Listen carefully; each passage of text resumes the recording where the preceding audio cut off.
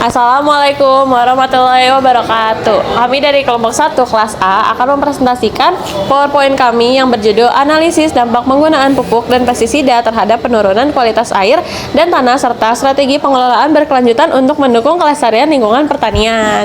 Jadi di sini ada saya, Fletanaya Kadavina dengan NPM 24011025002. Saya Alifa Nurfitria dengan NPM 2401110250017.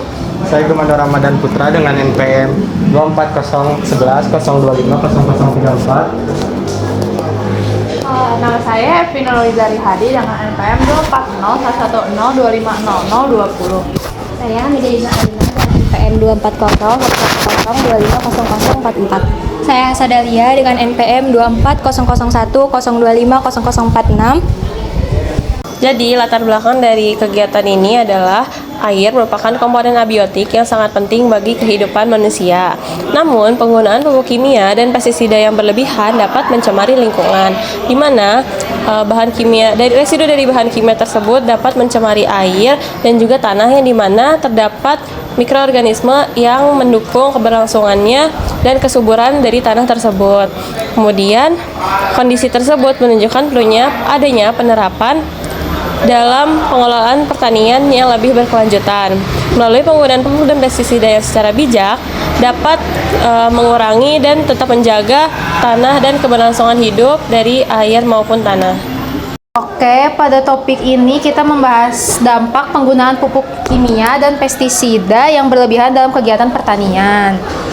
Penggunaan yang tidak sesuai dosis dapat menyebabkan residu dan bahan kimia terbawa oleh air hujan ke sungai, danau, maupun sumber air lainnya, sehingga kualitas air menjadi menurun. Selain itu, residu yang menumpuk dalam tanah itu dapat mengganggu mikroorganisme yang berperan penting dalam menjaga kesuburan tanah. Akibatnya, struktur tanah menjadi rusak dan produktivitas lahan dapat menurun. Permasalahan ini sering terjadi karena masih kurangnya pemahaman petani mengenai penggunaan pupuk dan pestisida yang tepat. Oleh karena itu, diperlukan penerapan pertanian berkelanjutan agar pencemaran lingkungan dapat dikurangi serta kualitas air dapat ditingkatkan agar lebih terjaga untuk jangka yang lebih panjang. Lalu selanjutnya adalah rumusan masalah dari topik kali ini adalah yang pertama, bagaimana dampak penggunaan pupuk kimia dan pestisida secara berlebihan terhadap penurunan kualitas air di lingkungan pertanian. Lalu yang kedua adalah faktor-faktor apa saja yang menyebabkan penggunaan pupuk kimia dan pestisida secara berlebihan dalam kegiatan pertanian. Lalu yang terakhir adalah bagaimana strategi pengelolaan berkelanjutan yang dapat diterapkan untuk mengurangi dampak negatif penggunaan pupuk kimia dan pestisida terhadap kualitas air dan tanah. Selanjutnya kita masuk ke tinjauan pustaka. Halo teman-teman, air merupakan sumber daya alam yang sangat penting bagi kehidupan maupun dalam sektor pertanian dan kehidupan sehari-hari.